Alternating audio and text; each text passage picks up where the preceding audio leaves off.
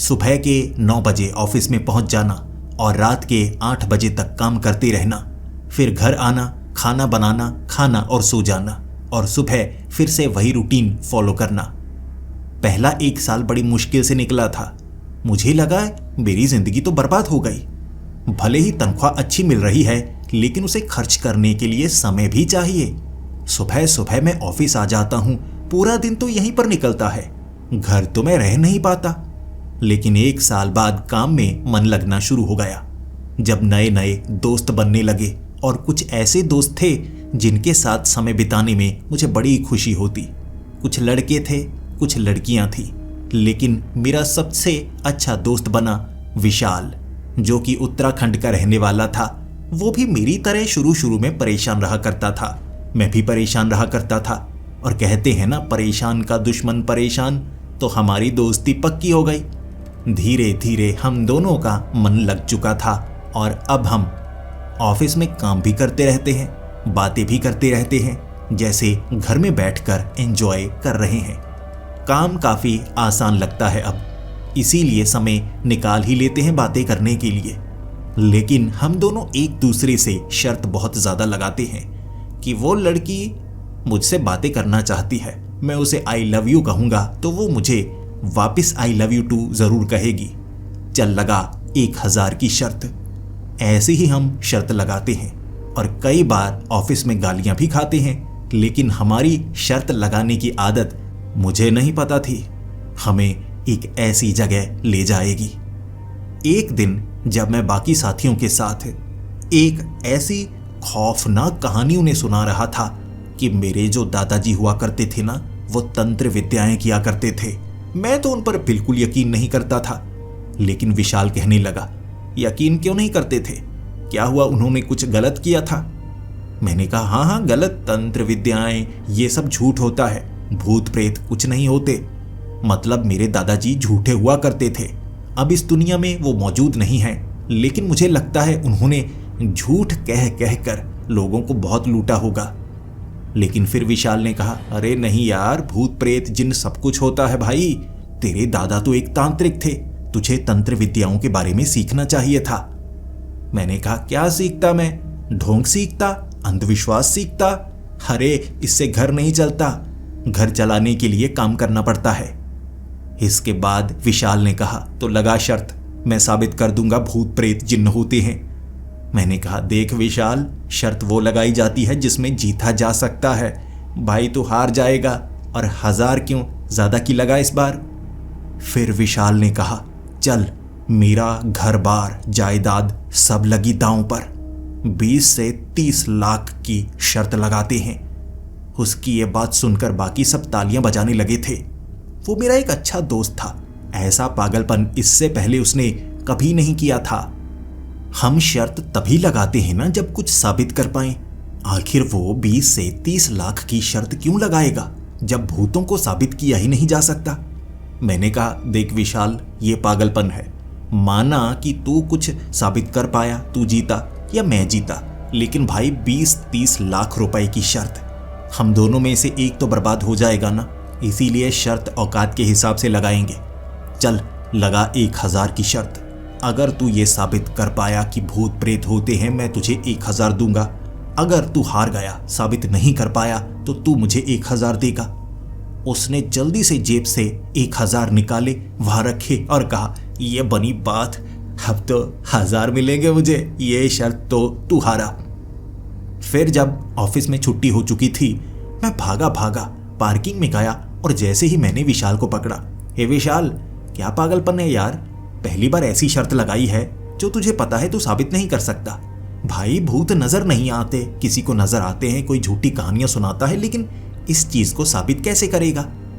विशाल ने कहा, देख तुझे मेरे साथ मेरे दादाजी के गांव में आना होगा।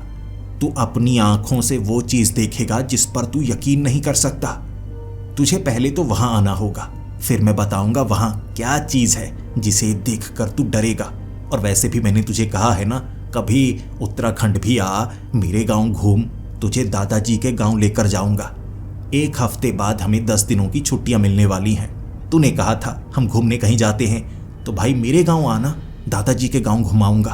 शर्त भी जीतूंगा और वहां पर मजे भी करेंगे। उसकी आंखों में एक ऐसा कॉन्फिडेंस था जो तभी आता है जब हम किसी चीज पर बहुत अच्छे से यकीन करते हैं। मैं भी जिंदगी में कभी इस चीज पर यकीन नहीं कर पाया। अगर उसने मुझे बदल दिया, मेरी सोच को बदल दिया, तो कमाल हो जाएगा। मैंने कहा ठीक है, तो हफ्ते बाद जब छुट्टियां होंगी तो निकलेंगे तेरे गांव की तरफ। विशाल खुश था, मैं भी खुश था, और जैसे ही छुट्टियां शुरू हुई मेरी गाड़ी लेकर हम उत्तराखंड की तरफ निकल चुके थे। पहाड़ देखना हमेशा से मुझे पसंद था, लेकिन इस बार यहां कुछ दिन रहने का मौका भी मिलेगा। मेरे दोस्त के गांव में पहुंचने में कोई ज्यादा परेशानी नहीं हुई थी। गाड़ी वहां तक पहुंच गई। वहां एक दिन बिताने के बाद मेरे दोस्त ने कहा, अब शर्त जीतने का समय है, लेकिन मेरे दादाजी के गांव तक गाड़ी नहीं पहुंच सकती, गाड़ी यहीं पर लगाते हैं और उसके बाद चाचा जी बाइक के जरिए वहां पर हमें छोड़कर आएंगे और फिर चाचा जी लेने के लिए भी आ जाएंगे। मैंने कहा यार ऐसी कौन सी जगह है? विशाल ने कहा ये पहाड़ी इलाका है, गाड़ी हर जगह नहीं पहुंच सकती, इसी को कहा जाता है वीरान और सुनसान जगह, जहां हर कोई नहीं आ सकता। क्या हुआ, डरने लगा क्या? मैंने कहा बे डरता नहीं मैं, भूत प्रेत जिन्न कुछ नहीं होते। उसने कहा बस एक दिन और ये बोलना शुरू कर दे, उसके बाद तू बदल जाएगा, सबको कहेगा हाँ यार भूत होते हैं, मैंने खुद देखे हैं, देखना कल से तू क्या कहेगा। अगले दिन सुबह चाचा जी बाइक चला रहे थे, आगे विशाल बैठा था, पीछे मैं बैठा था। हम तीनों बाइक के जरिए उस पहाड़ी इलाके से निकल रहे और मुझे वो रास्ता बड़ा खतरनाक लगा। छोटी सी पगडंडी थी और मैंने विशाल को कहा यार तेरे दादाजी का गांव कहां पर है भाई, यहां पर तो सड़क भी नहीं है। और उसने कहा बस यही तो है, जिस जगह हर कोई नहीं पहुंच सकता वहां पर ऐसी घटनाएं होती हैं। चल तो सही, अभी तो बहुत समय लगने वाला है। 2 घंटे लगे थे। उन पहाड़ियों के बीच से निकलते निकलते हम एक ऐसे गांव तक पहुंचे। वो पुराना गांव लग रहा था, पुराने वाली छतें, पुराने वाले घर। मुझे ऐसा लगा जैसे मैं 30 से 40 साल पीछे आ गया हूं। मैंने दादाजी की तस्वीरों में ऐसे घर देखे थे जो पहाड़ों में हुआ करते थे। मुझे बड़ा अच्छा लगा। दादाजी के साथ मिलवाया भी मेरे दोस्त ने। उनकी सेहत अब खराब थी, उनसे चला नहीं जाता था और दादी और चाचा जी उनका ख्याल रखते थे। घर में रुकने के बाद 1 घंटे हम गांव में घूमे। फिर मेरा दोस्त कहने लगा रात के वक्त तैयार रहना, आज तू बहुत ज्यादा डरने वाला है। मैं तुझे एक ऐसी जगह ले जाने वाला हूं जहां अपनी आंखों से तू देखेगा। मैं बताऊंगा नहीं, तुझे सामने से दिखाऊंगा। अब मेरे दोस्त ने बोल बोल कर इतना ज्यादा रोमांच पैदा कर दिया था कि मैं डरने लगा था। मुझे लगा कोई इतने कॉन्फिडेंस के साथ कैसे कह सकता है। मुझे लगता है ये सच बोल रहा है, ये मुझे कोई ऐसी शैतानी शक्ति दिखा देगा ना जिसके बारे में मैंने सोचा तक नहीं होगा। और कहानियों में भूत प्रेत जब नजर आते हैं वो तो हमला करते हैं, यार ये मरवा ना दे। फिर मैं उसे कह भी नहीं सकता था, वरना वो तो कहता अबे डरपोक तू तो डर गया। मैं हिम्मत बांधे रखे हुए रात के 12 बजे का इंतजार करने लगा और उसने कहा था 12 बजे तैयार रहना। जैसे ही 12 बजे वो मुझे कहने लगा चल मेरे साथ, ऐसी जगह लेकर जाऊंगा अपनी आंखों से देख पाएगा। पहले पहले मुझे ये लग रहा था वहां पर कुछ भी हो सकता है किसी लड़के को इसने कहा हो सफेद कपड़े डाले कोई वहां पर घूम रहा हो। तो रास्ते में मैंने अपने दोस्त को कहा देख भाई, रात को डर तो वैसे भी लगता है, अब इसमें पूरे फैक्ट का पता लगना चाहिए। यानी ऐसा ना हो सफेद कपड़ा उड़ता हुआ दिखा दे तू, या कोई लड़की मेकअप किए हुए भागे, तो ऐसा वाला भूत नहीं। मेरा दोस्त खुद बोल पड़ा अरे यार कोई भाग कर निकल गया, कोई पेड़ पर चढ़ा नजर आया, या जमीन हिल रही होगी। भाई ये तो ट्रिक हो सकती है ना, तो मैं तुझे एक ऐसी चीज दिखाऊंगा ट्रिक हो ही नहीं सकती, तेरी आंखें खुल जाएंगी। मुझे घबराहट होने लगी और फिर वो मुझे लेकर गया एक ऐसी जगह जो खंडहर बना हुआ था। एक प्राचीन किला जिसकी दीवारें बाकी रह गई थी। एक पहाड़ी के ऊपर बना हुआ ये किला बहुत ज्यादा विशाल था, बीच में बने हुए कई रास्ते। और फिर मैंने अपने दोस्त को कहा यार जगह तो बड़ी पुरानी और डरावनी लगती है। उसने कहा, हाँ डरावनी है। यहाँ पर तुझे एक जिन्न दिखेगा, लेकिन पूरा जिन्न नहीं है। अब देख देख, इंतजार कर। यहाँ इस किले पर एक कब्रिस्तान भी है। उस कब्रिस्तान में नजर आता है जो भी रात को यहाँ जाता है। मैं बचपन में 5 बार यहाँ आ चुका हूँ। मुझे पता है उसे कैसे देखा जाता है। मेरे दोस्त ने मेरी बाजू को पकड़ लिया ताकि मैं डर के भागूं ना। अब कैसे बताता उसे, मेरी टांगें कांप रही थी। फिर भी वो मुझे खींचता हुआ कब्रिस्तान में ले गया। आधी रात का वक्त, दोनों के हाथ में टॉर्च थी। टॉर्च एक साथ फ्लिकर की थी और मैं इससे डर गया, जबकि मेरा दोस्त कहने लगा, आ गया आ गया आ गया, वो करीब है, वो करीब है, देखने के लिए तैयार हो जा, यहीं पर नजर आएगा। और फिर उसने इशारा किया, वो देख वो देख वो देख, नजर आया तुझे, वो देख, एक कब्र के ऊपर वो क्या चीज है। मैंने देखा एक कटा हुआ हाथ। शुरू में मुझे लगा किसी लाश का कटा हुआ हाथ पड़ा है। फिर मुझे लगा ये तो नकली हाथ हो सकता है, ये दिखाकर डराएगा। मैंने कहा, विशाल ये क्या है, कब्रिस्तान में कोई लाश का हाथ है? उसने कहा, लाश का हाथ नहीं, इसे यहाँ जिन्न का हाथ कहा जाता है, और ये जो किला है इसे जिन्न का किला कहा जाता है। अब देख वो हिलेगा, चल चल करीब आते हैं। मुझे खींचकर उस हाथ के करीब ले आया और मैंने अपनी आंखों से देखा। कह सकते हैं कोहनी से वो बाजू कटी हुई थी, कलाई से आगे हाथ था, उंगलियां हिली, लेकिन पीछे धड़ के साथ तो ये बाजू जुड़ी ही नहीं थी। फिर ऊपरी हिस्सा ऊपर को हो गया और वो हाथ चलने लगा। 2 बार अपनी आंखों को मलने के बाद मैं देखे जा रहा, ये चल क्या रहा है, क्या चीज है ये। मेरी टांगे तो पहले से कांप रही थी, अब तो ऐसे कांपने लगी कि आवाज आने लगी थी। मेरा दोस्त कहने लगा, देख लिया, मान लिया ना, बस मैं इतना दिखा सकता हूँ यार, इसके पास जाने की हिम्मत नहीं है। देख लिया, यहाँ कब्रिस्तान में ये बाजू नजर आती है, ये हाथ नजर आता है। फिर मैंने कहा, चल चल चल, मान लिया, हजार तेरे चल चल चल। फिर हम वहां से निकलने वाले थे, लेकिन वो जो हाथ था उंगलियों के सहारे तेजी से भागा रहा हमारे पीछे, और मेरा दोस्त जो बहादुर बन रहा था वो तो हनुमान चालीसा पढ़ने लगा। जोर जोर से हनुमान चालीसा पढ़ता जा रहा, मैं भी उसके पीछे पीछे। मुझे हनुमान चालीसा नहीं आता था, लेकिन जैसा जैसा वो बोलता मैं वैसा वैसा कॉपी करता गया। वो हाथ ने पीछा किया था, जिसके बाद हम दोनों डरकर गांव में पहुंचे। सांस चढ़ी हुई, और यकीन कीजिए वहां उस किले में मैं जितना ज्यादा डरा हुआ था, यहां पहुंचकर मुझे उतना ज्यादा मजा आ रहा। अरे यार, हाथ था भाई, हाथ, सच में यार ये चीजें होती हैं, कटा हुआ हाथ। फिर मेरा दोस्त कहने लगा, भाई तू खुश क्यों हो रहा है यार, पहले तेरी हालत पतली थी, मेरी हालत पतली है। वो हाथ पीछा नहीं करता, पहली बार पीछा किया है। मुझे तो लग रहा था वो जिन्न का हाथ पकड़ ना ले, मार ना डाले। अच्छा हुआ हम वहां नहीं गए। उस रात तो हम बहुत ज्यादा डर गए थे, लेकिन मेरा दोस्त 1000 रुपए जीत चुका था। मुझे उसका डर नहीं था। मेरे दादाजी तंत्र मंत्र किया करते थे और एक बड़े तांत्रिक कहलाए जाते थे। मैं हमेशा सोचा करता था ये तंत्र मंत्र तो झूठ होता है। जब भूत प्रेत नहीं होते, जिन्न वगैरह नहीं होते, तो तंत्र मंत्र भी झूठ होता होगा। अब तो कटा हुआ हाथ देख लिया मैंने। फिर अगले दिन गांव वालों से मैं पूछ रहा, क्या उन्हें डर नहीं लगता? उनके गांव में भूत है, कटा हुआ हाथ है। और उसके बाद मुझे ऐसी जानकारी मिली जैसी मेरे दोस्त ने दी ही नहीं थी। मेरे दोस्त को खुद इतना कुछ याद नहीं था। लोग कह रहे थे किसी जमाने में वो पहाड़ी के ऊपर एक किला हुआ करता था, तब से ही एक जिन्न वहां पर है, लेकिन उसे शायद दफनाया गया है। लेकिन किसी तरह से उसका कटा हुआ हाथ बाहर निकल गया। वो कटा हुआ हाथ वहां घूमता हुआ नजर आता है। मैंने फिर गांव वालों से पूछा, वहां पर अगर कोई जाए तो उसे नुकसान नहीं पहुंचता?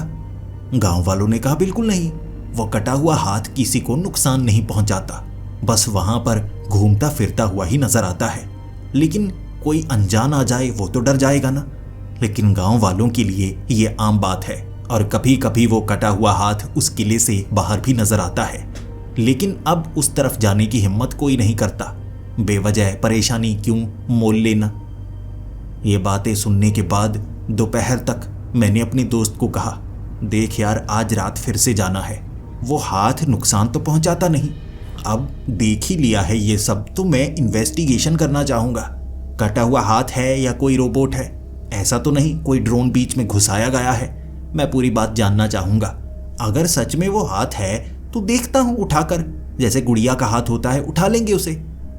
मेरा दोस्त विशाल कहने लगा, अबे तू पागल हो गया है, मुझे लगा था शर्त जीतूंगा 1000 रुपए मिलेंगे, तू तो पागल होता जा रहा है। अबे जिन्न का हाथ है वो, क्या पता उसे छूने से तुझे कोई श्राप मिल जाए, ऐसा पागलपन नहीं करना। मैंने कहा चल चल हाथ नहीं लगाते, लेकिन देखते हैं ना, आज रात चलते हैं। फिर मेरे दोस्त ने कहा नहीं, मैं नहीं जा सकता। मैंने कहा यार चल, मुझे वो हाथ देखने का मन कर रहा है, ऐसा लग रहा है ये बड़ी एडवेंचर वाली चीज़ है। मेरी आंखों के सामने बड़े बड़े दरवाजे खुल गए।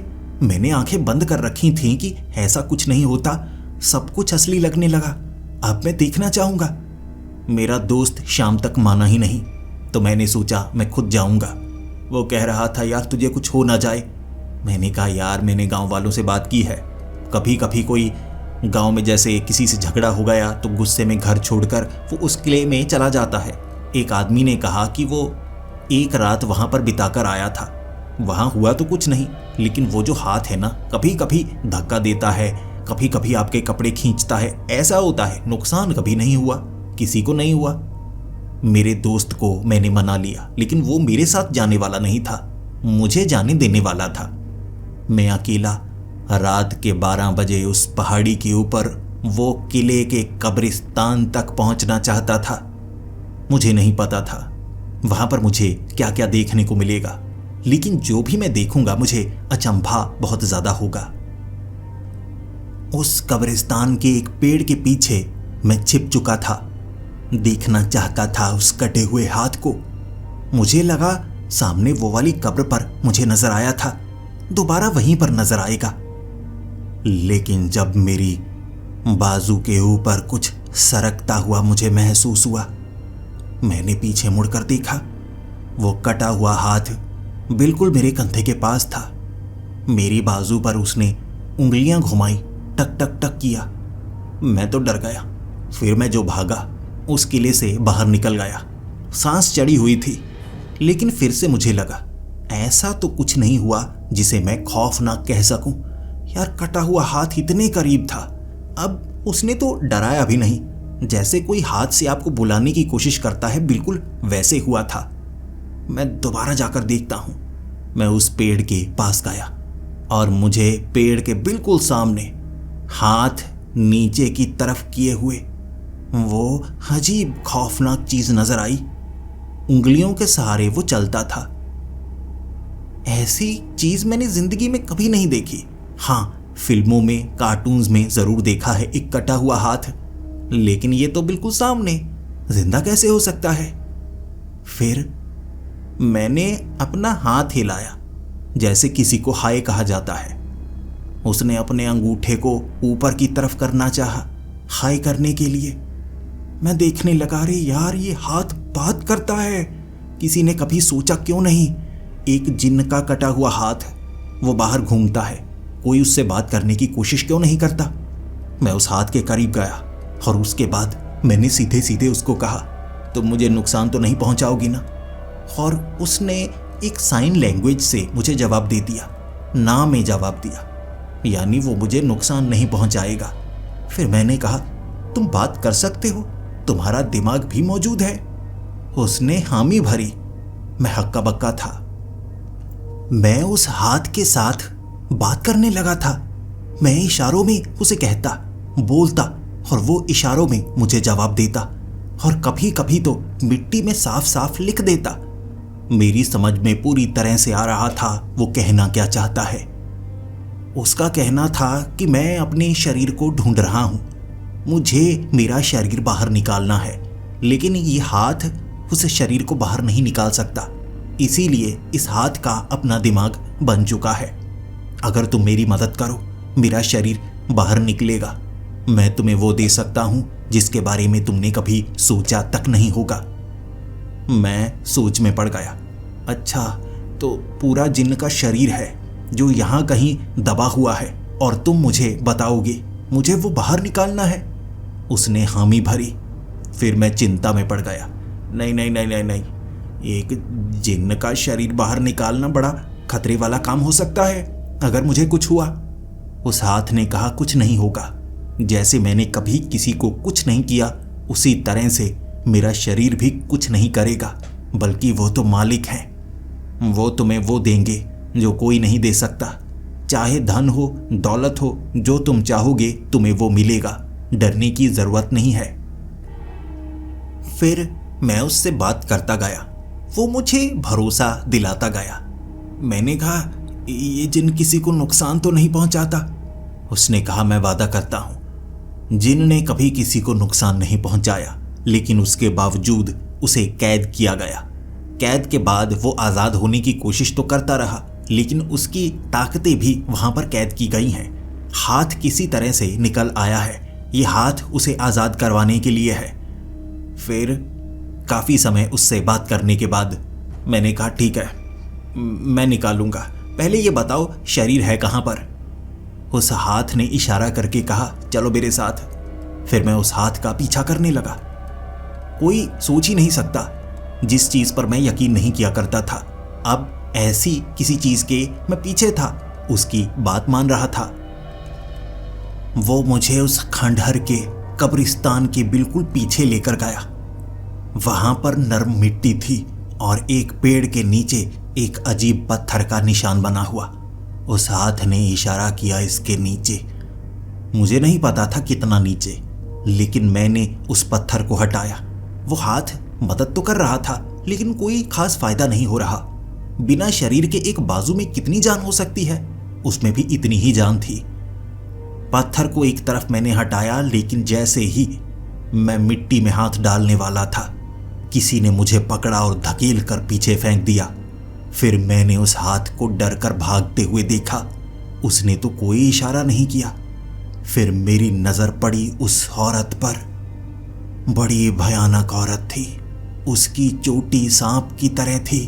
चोटी का सबसे नीचे वाला हिस्सा सांप की तरह पीछे से मुझे डसने के लिए मेरे करीब आ रहा था। बिच्छू की तरह लग रही थी वो।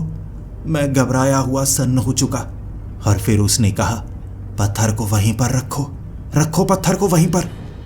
मैंने चुपचाप उस पत्थर को वहीं पर टिका दिया और फिर उसने मुझे गर्दन से पकड़कर पीछे दीवार से सटा दिया। वो इतनी ताकतवर थी। फिर उसने कहा, दोबारा इस जगह कभी मत आना, यहां खड्डा मत खोदना। तुम्हें नहीं पता इसके नीचे कैसी ताकत है। वो तुम्हें बर्बाद कर देगी, इस गांव को तबाह कर देगी। उसे मत बाहर निकालना, तबाही का मंजर होगा इस जगह पर। चले जाओ, चले जाओ।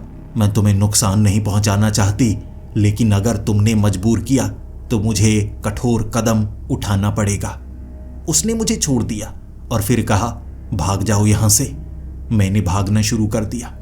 भागते हुए मैं गांव में पहुंचा और जैसे ही घर में पहुंचा, विशाल पूछ रहा, क्या हुआ? कुछ हुआ क्या? तू ऐसे क्यों डरा हुआ है? मैं अपने माथे का पसीना पोंछने लगा और उसके बाद मैं बैठा हुआ था बेड के पास।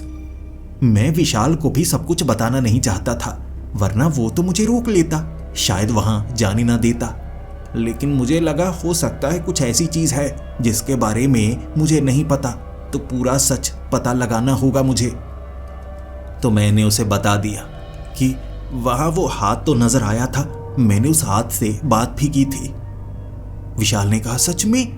तूने साइन लैंग्वेज से हाथ से बात कर ली? अरे वो हाथ लोगों को डराता है, भगाता है, लेकिन ऐसा तो कभी नहीं करता। मैंने कहा, मुझे भी नहीं पता। ऐसा लगा जैसे वो मुझसे बात करना चाहता था, मुझसे मदद चाहता था। विशाल ने कहा, यार मदद तो की जा सकती थी, फिर क्या हुआ? तूने मदद क्यों नहीं की? अगर तुझे कुछ समझ में आ रहा था तो करना था ना। मैंने कहा, यार वहां पर एक डायन आ गई, उसकी चोटी ना सांप की तरह थी, डसने वाली थी। फिर विशाल कहने लगा, वो डायन कमीनी, वो बड़ी खौफनाक डायन है, उससे दूर रहना। वो इतनी चालाक है, इतनी चालाक है कि बर्बाद कर देती है। अगर उसने तुम्हें रोका है यानी कि उस मिट्टी के नीचे सच में जिन्न की ताकत है जो उसे बर्बाद कर सकती है। मैंने कहा, यार तुम क्या बोल रहे हो? तब मुझे विशाल ने कुछ ऐसा बताया जिसके बारे में उसने पहले किसी को नहीं बताया था। विशाल ने कहा, यार एक समय ऐसा था जब मेरे पिता की सेहत काफ़ी ज़्यादा ख़राब थी। मैं उस समय 12 साल का था और पैसे की ज़रूरत थी, तो मैं पैसे कहाँ से लेकर आता? मुझे कुछ समझ में नहीं आ रहा था। और उस समय मैंने देखा था ये जो डायन है ना, घरों के आसपास घूमती थी। डायनें क्या करती हैं? काला जादू। हमारे गांव में बहुत ज़्यादा लोग बीमार थे, तो ये डायन ने ना मेरे पिता पर काला जादू किया होगा। एक बार मेरे पिता का इससे झगड़ा भी हो गया था, क्योंकि हम नहीं चाहते ये गांव के आसपास भटके। एक तो बहुत लंबे समय से ये जवान ही है और खौफनाक ही है, इसे मारा नहीं जा सकता, तो सब इससे दूर रहते हैं। मेरे पिता ने कर लिया झगड़ा, मेरे पिता हो गए बीमार। पता नहीं इसने किया या बीमारी से ज़्यादा वो चल फिर नहीं पाते थे, लेकिन मेरे पास इलाज के लिए पैसा नहीं था। उस समय ये जो हाथ था ना, मुझे उस किले में नजर आया। मैं गुस्सा था, गांव का मुखिया भी मदद नहीं कर रहा। वो कह रहा था रुपए नहीं है। मैं रोया, मैं खुदकुशी करना चाहता था, तो मैं उस किले में चला गया। वहां पर वो हाथ है, डायन भी वहां आसपास नजर आती है। मैं मरना चाहता था और वहां पर मुझे वो जिन्न का हाथ नजर आया था। और सच बताऊं, ये बात किसी को बताना मत। उस जिन्न के हाथ ने ना मुझे एक सोने का सिक्का दिया था, मेरे हाथ में थमा दिया, और हाथ में थमाने के बाद एक चमाट भी लगाई थी। सिक्का तो मिल गया था मुझे, सोने का सिक्का। उसने भगा दिया। फिर इस सोने के सिक्के को मैं सुनार के पास लेकर गया। रुपए मिले, बहुत ज्यादा रुपए मिले। फिर वो जो रुपए मिले उससे मैंने अपने पिता का इलाज करवाया, और तब मुझे लगा कि उस हाथ ने मेरी मदद की है। फिर ये बात मैंने अपने पिता को बताई, लेकिन पिता ने कहा किसी और को ये बात कभी मत बताना, किसी शैतानी ताकत से मदद लेना सही नहीं होता। लेकिन मुझे लगा था ये हाथ अच्छा है, जिन्न मदद कर रहा है। फिर से मैं गया था उस कब्रिस्तान में, शायद वो मुझे दोबारा सिक्का दे देगा, लेकिन उसने पत्थर घुमाकर मारा था और एक बार मेरा पीछा किया। वो मुझे मार देना चाहता था। तब मैं बोला भी था मेरी मदद करो, लेकिन उसने कोई खास जवाब नहीं दिया। वो तो मारने के लिए दौड़ा था, पीछा किया था उसने। मैंने ये बात किसी को नहीं बताई। वैसे भी वो लोगों को डराता था, मेरी तो मदद की मैं समझ नहीं पाया। मेरे लिए तो वो अच्छा है और वो डायन बुरी है। अगर वो हाथ तुम्हें कह रहा है कि वहां पर खोदो, तो तुम्हें खोदना चाहिए। लेकिन मुझ में हिम्मत नहीं थी। मैं वहां पर खोदूंगा, जिन निकला, उसने मुझे मार दिया, फिर मैं क्या करूंगा? माना डायन बुरी होती है, लेकिन जिन कौन से अच्छे होते हैं? जिन की कहानियां भी तो बुरी से बुरी सुनाई जाती हैं जितनी डायन की सुनाई जाती हैं। रात के वक्त मैं अपने घर में ही था, वहां मैं जाना नहीं चाहता था। मैं घर में, और अचानक मुझे खिड़की के पास वो हाथ नजर आया। मेरे दोस्त ने मुझे डरा दिया था और साथ में ये भी कहा था कि तुझे उसकी मदद करनी चाहिए थी, लेकिन एक हाथ जो कि कटा हुआ है, जिन्न का है, उसकी मदद मैं क्यों करूं? मैं तो घर में। वो हाथ खिड़की पर एक सोने का सिक्का लिए मुझे दिखा रहा था। मुझे लालच आ गई, मैंने हाथ आगे बढ़ाया, उसने हाथ में सोने का सिक्का रखा, फिर वो हाथ वहां से चला गया। मैंने देखा ये तो बिल्कुल वैसा सोने का सिक्का है। फिर मैंने अपने दोस्त को जगाया और उसे दिखाया। मेरा दोस्त कहने लगा, यार तेरी मदद की है उसने, बता तेरा बाप बीमार है क्या? मैंने कहा बाप बीमार नहीं है यार, मुझे नहीं पता ये सिक्का देकर क्यों गया है। उसने कहा वो तुझसे मदद मांग रहा है, कर दे उसकी मदद। देख उसने मेरे बाप को बचाया था, मैं तो उसका कर्जदार हूं, मैं तेरे साथ चलता हूं। मैंने कहा नहीं यार, साथ मत चल। देख मैं अकेले वहां जाऊंगा, अगर कोई गड़बड़ हुई तो तुझे बुला लूंगा, ठीक है ना? असल में मुझे लालच थी कि कहीं वो कटे हुए हाथ ने मुझे सोने के सिक्कों से भरा कोई बक्सा दिखा दिया। मैं अपने दोस्त के साथ उसे बांटना नहीं चाहता था। मुझे लगा वो मुझसे बात करता है तो फायदा मेरा होना चाहिए। रात के वक्त मैं चलकर जा रहा था उस तरफ, लेकिन रास्ते में एक लड़की ने मुझे रोक लिया। कहने लगी, तुम वही हो ना जो शहर से आए हो, विशाल के दोस्त? मैंने कहा हाँ हाँ जी मैं। उस लड़की ने कहा, तुम वो जो किले के खंडहर हैं उस तरफ मत जाया करो, सब जानती हूं मैं। देखो, वो जो कटा हुआ जिन्न का हाथ है ना, बड़ा खतरनाक है। वो जो जिन्न है वो भी बड़ा खतरनाक है। मेरे दादाजी वो खंडहर में गए थे, गायब हो गए। उसके बाद उनकी लाश मिली थी नीचे खाई में गिरी हुई। वहां वो हाथ, वो जिन्न तुम्हें फंसाकर तुम्हें मार डालेगा। उसने मुझे डरा दिया, मेरी हिम्मत टूट गई। फिर मैं कहने लगा, देखो मैं तुमसे थोड़ी देर बात कर सकता हूं, क्योंकि रात का वक्त है, कोई गलत ना समझे। उसने कहा, चलो मेरे साथ, यहां तो कोई देख लेगा, लेकिन तालाब की तरफ चलते हैं। वो मुझे तालाब के पास लेकर गई और फिर मुझे बताने लगी कि वो जो जिन्न है ना वो खतरनाक है, उस जगह पर मत जाना, मेरे दादाजी मारे गए थे और भी रिश्तेदारों को वहां नुकसान हुआ, इसीलिए वहां जाना खतरे से खाली नहीं। हो सकता है वो हाथ तुम्हें लालच दे। मैंने कहा, हाँ वैसे बात तो सही है, ऐसी ताकतों का साथ नहीं देना चाहिए। फिर उस लड़की ने कहा, नहीं ऐसी बात नहीं है, कई ऐसी बुरी ताकतें जो सबको बुरी लगती हैं असल में वो अच्छी होती हैं। वहां पर एक डायन है जो सुरक्षा करती है, वो नहीं चाहती कि कोई वहां पर आए और उस जिन्न की मदद करे। वो डायन बहुत अच्छी है, कई बार उस डायन ने मेरी मदद की। यहाँ गांव में जब कोई खतरे में हो वो डायन उसकी मदद करती है। मैंने अपनी आंखों से देखा है, कई बार कोई तांत्रिक बाबा जो काला जादू कर देता है गांव में किसी के ऊपर, तो यहां निवारण नहीं होता, लेकिन वो जो डायन है वो निवारण करती है। भेष बदल कर आती है, निवारण करके चली जाती है, कोई रुपए नहीं लेती। कई गांव वाले उसे अच्छा कहते हैं, कई बुरा कहते हैं, लेकिन मैंने तो अपनी आंखों से देखा है।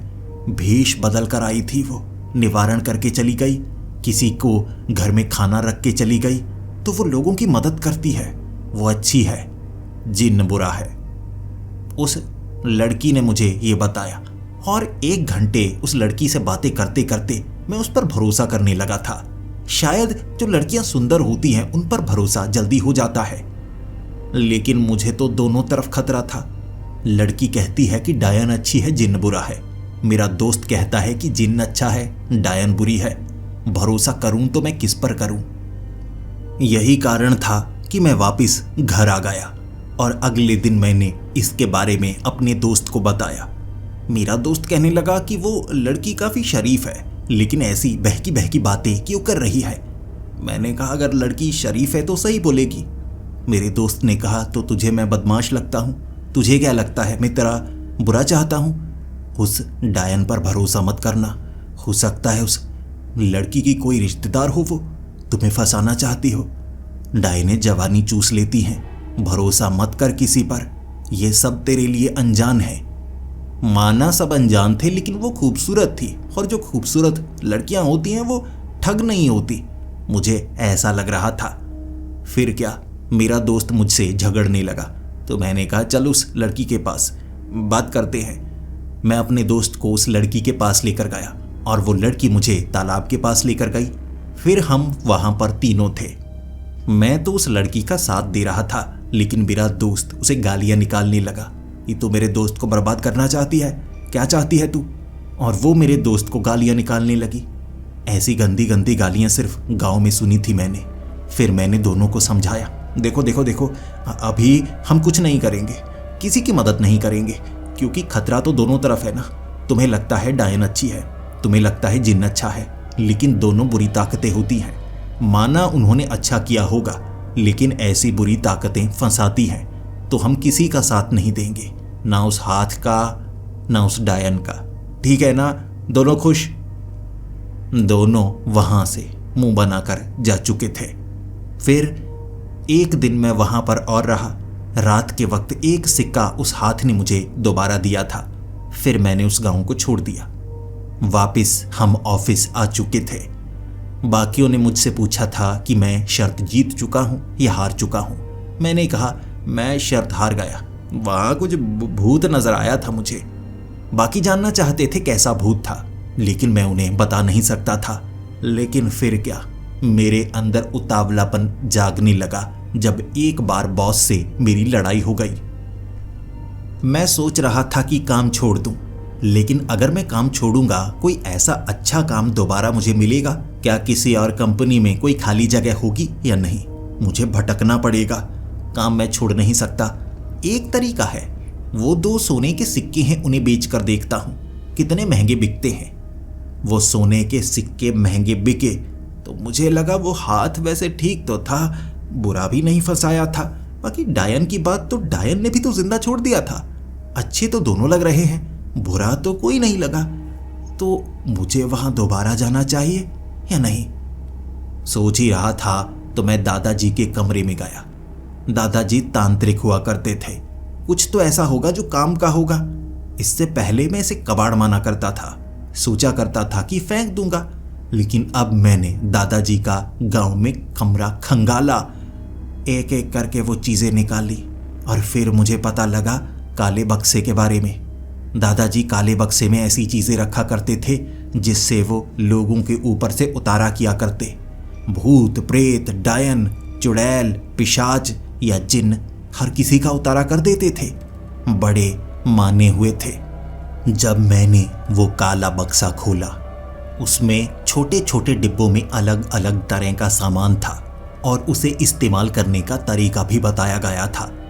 एक बक्से में एक कांच की बोतल थी और लिखा गया था, ये साधारण कांच की बोतल है, लेकिन इसका ढक्कन लकड़ी का होना चाहिए। इसमें एक जिन्न को कैद किया जा सकता है। जिन्न को कैद करने के लिए कौन सा तरीका अपनाना है वो भी बताया गया था। मैंने डायन वाला बक्सा भी खोला। एक डायन को कैसे कैद में लाया जा सकता है? डायन को कैद करने के लिए एक घोड़े की पूंछ का लंबा बाल चाहिए, वो भी उसमें रखा हुआ।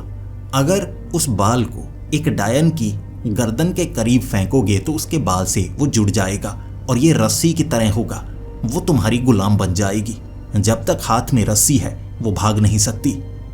मुझे लगा ये तरकीब अपनाई जा सकती है, जिन्न को भी काबू किया जा सकता है, वो डायन को भी काबू किया जा सकता है। अगर मैं दोनों को काबू कर लूं तो ये पता लगेगा कौन बुरा है कौन अच्छा, और मेरा मानना है कि दोनों अच्छे हैं। लेकिन फिर दोनों की मदद करने से मुझे वो सोने के सिक्के मिल सकते हैं। ये सोचकर उस पूरी रात मैं सो नहीं पाया और अगले दिन मैंने विशाल को कहा, विशाल इस शनिवार को तेरे गांव जाना है। विशाल ने कहा, देख तू कुछ गलत करने वाला है मुझे लगता है। मैंने कहा, नहीं यार, गलत नहीं, देख बताया था ना तुझे, दादाजी तांत्रिक थे, मैं भरोसा नहीं करता था, लेकिन अब मैं भरोसा करता हूँ। डायन देखी मैंने, जिन्न का हाथ देखा मैंने, जिन्न नहीं देखा, इसीलिए जिन्न देखना चाहता हूँ, लेकिन काबू भी करना चाहता हूँ। मेरा साथ अगर तू देगा तो मैं जिन्न को भी काबू कर लूँगा, डायन को भी काबू कर लूँगा, और फिर वो सोने के सिक्के कहाँ से आते हैं वो भी पता लग जाएगा। सोच सही, काम बहुत आगे तक ले जाएगा हमें, नौकरी करने की ज़रूरत नहीं होगी। सोच। मेरे दोस्त ने मुझसे कुछ समय मांगा और मुझे पता था जितना समय वो लेगा हामी ही भरेगा, और उसने हामी भर दी। हम शनिवार को पहुंच गए मेरे दोस्त के घर। फिर गांव में रात को हमें उस जगह पर जाना था, लेकिन मेरा दोस्त डरा हुआ, और ये बात के बारे में उस लड़की को भी हमने बता दिया। मैं चाहता था वो लड़की साथ आए, क्योंकि उस लड़की ने उस डायन को कई बार देखा, और डायन वो कहती थी कि मुस्कुरा कर चली जाती और कभी कभी आशीर्वाद देकर जाती। सोचकर देखिए, आशीर्वाद तो अच्छे लोग देते हैं, डायन कब से आशीर्वाद देने लगी? लेकिन शायद इसे जानती हो वो, कभी कभी डायने रूप बदल कर घूमती हैं, हो सकता है इसकी माँ ही निकले। इसीलिए वो लड़की को भी साथ लिया, मेरा दोस्त भी मेरे साथ। डरे हुए थे हम तीनों और बढ़ रहे थे उस पहाड़ी की ओर। जिन्न का किला, वहां पर खुदाई करनी होगी और रोकने के लिए डायन भी आएगी। काबू दोनों को करना होगा, और जब दोनों काबू में आ जाएंगे तो ये पता लगेगा सोना कहां पर है, और फिर उन दोनों के साथ क्या करना है वो भी देखेंगे। हम उसी जगह पर थे और सामने मुझे वो हाथ नजर आया। मैंने अपने साथियों को कह दिया, छिप जाओ, देखते हैं ये हाथ वहां पर लेकर जाता है और वहां क्या होता है। वो हाथ उस पत्थर के पास मुझे लेकर गया और इशारा करने लगा, इसके नीचे वो जिन्न का शरीर है। मैंने पत्थर को हटाया और उसके बाद मैं खुदाई करने लगा, और जैसा मैंने सोचा था वैसा वहां पर वो डायन आ गई और मुझे धक्का देकर गिराने लगी। वो इतनी ज्यादा ताकतवर थी कि उसका मुकाबला किया नहीं जा सकता था, लेकिन वो मुझे चोट पहुंचाना नहीं चाहती थी, वो बस मुझे रोकना चाहती थी। हाथ तो डरकर भाग चुका था। फिर वो लड़की ने मेरी मदद की, उस डायन को समझाने की कोशिश की। मेरा दोस्त भी आ गया, लेकिन वो डायन मानने वाली नहीं थी। वो चाहती थी हम वहां से दूर चले जाएं, और तब मैंने वो तरीका अपनाया। घोड़े का बाल जो उस डायन के बाल के साथ छूते ही एक रस्सी बन गया, एक फांसी के फंदे की तरह। मेरे हाथ में वो रस्सी, और डायन तब ना मुझे नुकसान पहुंचा सकती थी ना मुझे मार सकती थी, मेरे गुलाम की तरह। और फिर मैंने उसको कहा, खोदो, ये खुदाई तुम्हें करनी होगी, तुम ताकतवर हो, ताकत का इस्तेमाल करो। डायन ने कहा था, ये गलती मत करना, तुम्हें नहीं पता इसके नीचे क्या दबा है, और फिर तुम्हारा क्या होगा। जिन्न बहुत ज्यादा ताकतवर है, और अगर उसकी ताकत आजाद हो गई तो गांव बर्बाद हो जाएगा, वो जला डालेगा इस गांव को। मैंने उस डायन से पूछा, तुम्हें ये पक्का कैसे पता है? और फिर उस डायन ने कहा कि मेरी यादों में है, मेरी यादों में वो जिन्न की ताकत है। शायद उसने अपनी ताकत से मुझे भूलने पर मजबूर कर दिया, लेकिन कुछ यादें हैं कि वो क्या कर सकता है। लेकिन मैंने उस डायन को कहा, खोदो, उस जिन्न को कैसे संभालना है वो मेरे ऊपर। फिर उसने खोदा और नीचे से निकली एक लकड़ी से बनी हुई कब्र। ये एक ताबूत था जिसे खींचकर बाहर निकाला गया, और अब वो हाथ एक पेड़ से निकलकर करीब आ चुका था। फिर जैसे ही उस ताबूत को खोला गया, वो ताबूत सिक्कों से भरा था, सोने के सिक्के, और उसके बीच था एक जिन्न, बड़ा भयानक दिखने वाला। सफेद चमड़ी थी जैसे बर्फ से बना हुआ हो, आंखें उसकी लाल रंग की थी जैसे आंखों से आग निकल रही हो। पसीना था या वो बर्फ पिघल रही थी, मुझे नहीं पता, लेकिन वो सीधा खड़ा हो गया, और जैसे ही वो सीधा खड़ा हुआ उसका हाथ उसकी बाजू से जुड़ गया। फिर वो हंसने लगा था। आजादी, आखिरकार मुझे आजादी मिली, और तूने मुझे कैद किया। ओ डायन, तेरे मरने का समय आ गया है। उस जिन्न ने डायन पर हमला करना शुरू कर दिया। डायन जख्मी होने लगी। डायन ताकतवर तो थी, लेकिन मेरे कैद में थी, इसी कारण वो कुछ कर नहीं सकती थी। लेकिन जैसे वो जिन्न उसे पकड़ना चाहता था, उसे मारना चाहता था, वो गुस्सा मुझसे देखा नहीं गया। फिर मैंने वो कांच की बोतल निकाली। लकड़ी का वो ढक्कन एक तरफ करने के बाद मैंने उसके ऊपर फूंक मारना शुरू कर दिया और बोलना शुरू कर दिया वो सब जो उस किताब में लिखा था, दादाजी की किताब। जिन्न खींचने लगा। पहले तो उसकी दोनों टांगें जुड़ी, एक पूंछ बन गई, और वो पूंछ उस कांच की बोतल के अंदर की तरफ खींचने लगी। फिर जैसे ही वो पूरा का पूरा बोतल के अंदर आ गया, मैंने लगा दिया ढक्कन। कैद था। कोई भी जिन्न कांच की बोतल से बाहर नहीं आ सकता अगर ढक्कन लकड़ी का हो। ये नियम है जिन्नातों का। फिर क्या, जिन्न बोतल के अंदर से कहने लगा, सिक्के मिल गए तुझे, आजाद कर दे। यही वादा किया था मेरे हाथ ने, तुझे मिल गया जो तू चाहता था, अब मुझे छोड़ दे। मैं फिर डायन की तरफ देख रहा। वो कह रही, मुझे छोड़ दे, मुझे इससे बदला लेना है, मुझे इससे बदला लेना है। दोनों एक दूसरे से बदला लेना चाहते थे। और उसके बाद मैंने कहा, रुको, पहले तो तुम दोनों का झगड़ा क्या है मुझे वो पता करना है। तुम एक दूसरे को मारना क्यों चाहते हो? दोनों ही खौफनाक ताकत हो, लेकिन किसी इंसान को नुकसान नहीं पहुंचाते। लेकिन तुम्हारी दुश्मनी क्या है, बताओ मुझे। तब वो जिन्न कहने लगा, मुझे यहाँ कैद इसने किया था, मैं तो यहाँ आज़ाद ही था, लेकिन मुझे याद है ये बड़ी खतरनाक डायन है, ये गाँव को आग लगा देती है। डायन कहने लगी, ये जिन्न बड़ा खतरनाक है, इसने बहुत लोगों को मारा, इसीलिए मैंने इसे कैद कर दिया। इसका हाथ फिर भी बच गया, लेकिन मुझे दया आई, चलो कोई बात नहीं, हाथ के सहारे ये बाहर देख तो सकता है। दोनों को याद था कि ऐसे होता है, लेकिन असल में दोनों ने बुरा एक दूसरे के सामने तो किया ही नहीं। तो मैंने कहा, सच क्या है, मुझे ये बताओ। दोनों मेरे कैदी हो, हमेशा के लिए कैदी रहोगे। दोनों को मैं ज़मीन में गाड़ दूंगा ऐसे ही, और हमेशा के लिए तुम कैद रहोगे, पता नहीं कितनी सदियों के लिए। दोनों माफ़ी मांगने लगे थे, लेकिन एक दूसरे पर गुस्सा था। फिर मैंने कहा, गुस्सा तो खत्म करना होगा, पहले आपसी झगड़े को खत्म करो। आपसी झगड़ा खत्म होगा, उसके बाद की बात करेंगे, आगे की बात करेंगे। बोतल से वो जिन्न निकला। जिन्न जानता था मैं दोबारा उसे कैद कर सकता हूं। मैंने उस डायन को भी आज़ाद किया। फिर कहा, हाथ मिलाओ। डायन कहने लगी, ये इंसानों का तरीका है, हम जैसी डायनों का तरीका नहीं। दोनों को अपने बारे में कुछ याद नहीं था, लेकिन मजबूरी में दोनों ने हाथ मिलाया। और जैसे ही हाथ मिलाया, दोनों को एक भयानक झटका लगा, बिजली का। ऐसा धमाका हुआ कि वो डायन उड़ती हुई पीछे गिरी, वो जिन्न उड़ता हुआ पीछे गिरा। फिर दोनों बदले बदले से थे। दोनों का चेहरा बदल चुका।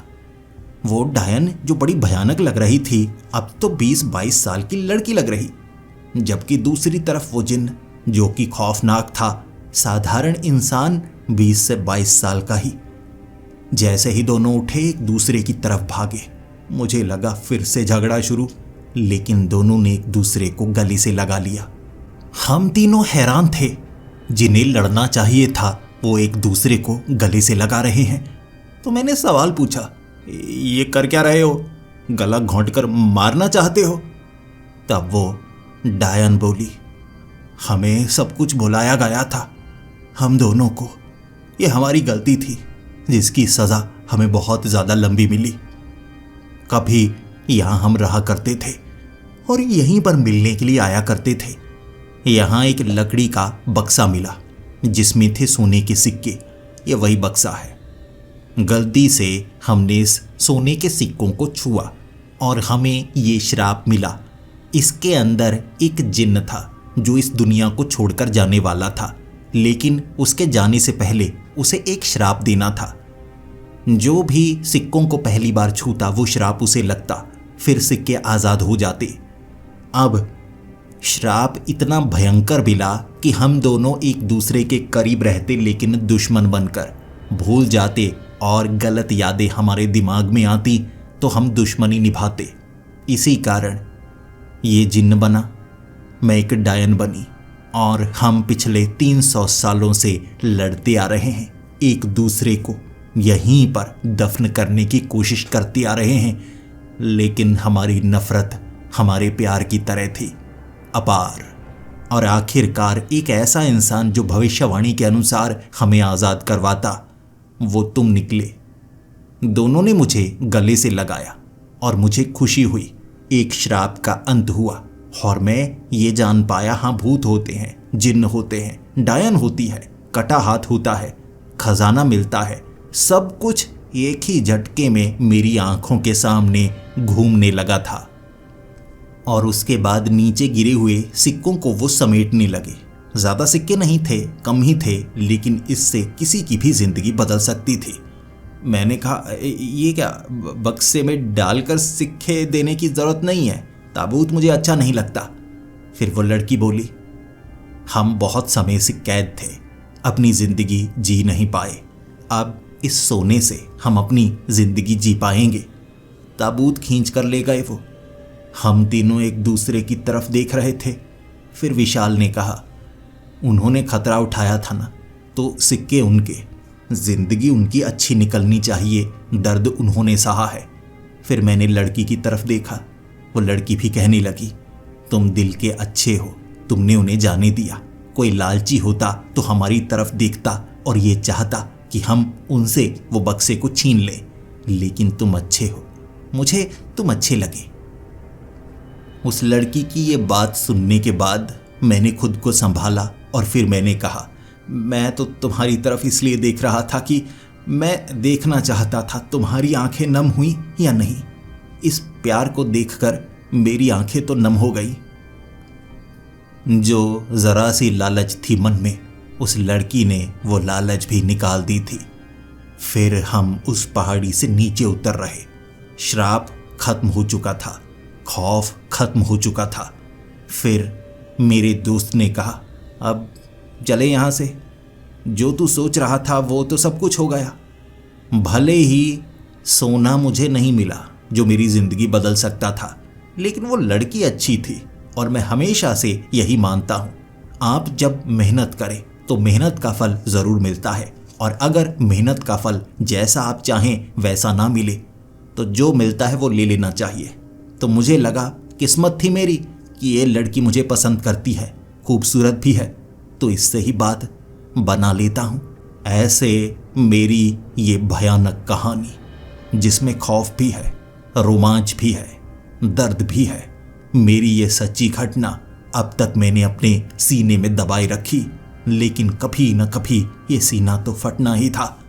बहुत पुरानी बात है ये, बहुत ज़्यादा पुरानी, और अब इस कहानी को मैं सबके सामने ला रहा हूँ।